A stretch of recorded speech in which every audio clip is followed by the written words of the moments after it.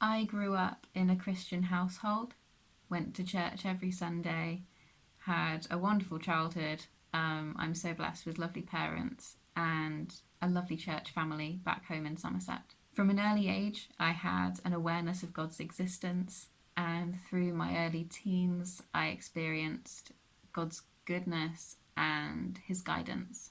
Jesus had always been someone that I'd been told a lot about, and I knew that other people had personal relationships with him, but I didn't feel like I was mature enough, I guess, to have a relationship with him yet.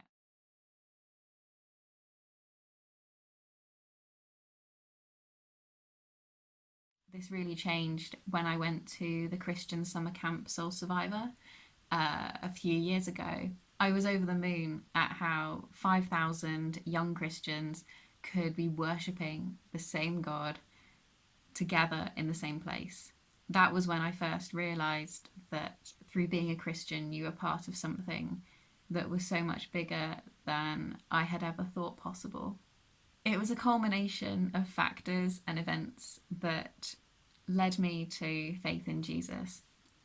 Hearing great talks at Soul Survivor, having really supportive parents who tried to answer all my questions, and seeing how Jesus was impacting the day to day lives of people around me. It really helped transform my idea that Jesus wasn't just a good guy, he was someone that even I could have a personal relationship with.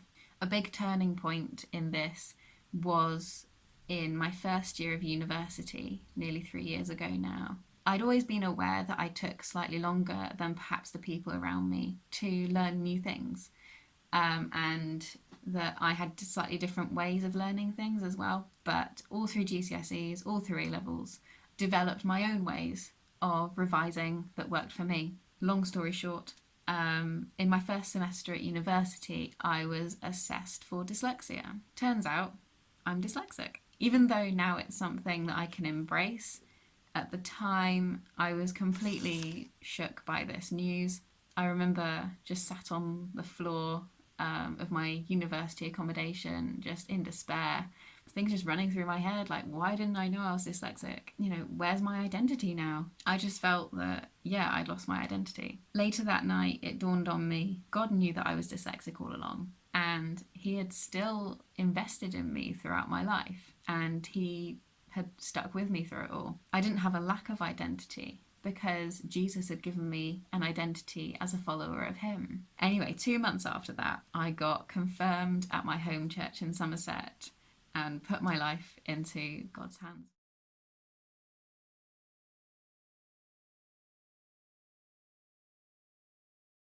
While being at university, I got really involved in the Christian Union and enjoyed serving God alongside people who were from different denominations, and yet we were united by the gospel. I found those years so rewarding, and I grew so much in my faith.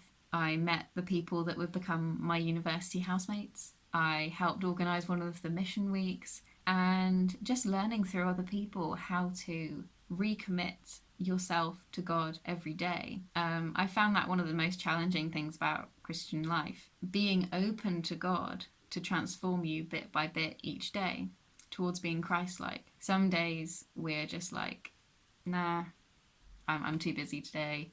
Or perhaps we're frustrated with God for whatever reason and we don't want to let Him change us. But still, He calls us to a higher purpose, to bring glory to Him, because Jesus is the Saviour and He has overcome the world. They are truths that our emotions and day-to-day lives can't just throw overboard. At the end of the day, it's a privilege to even be part of like a smidgen of His plan.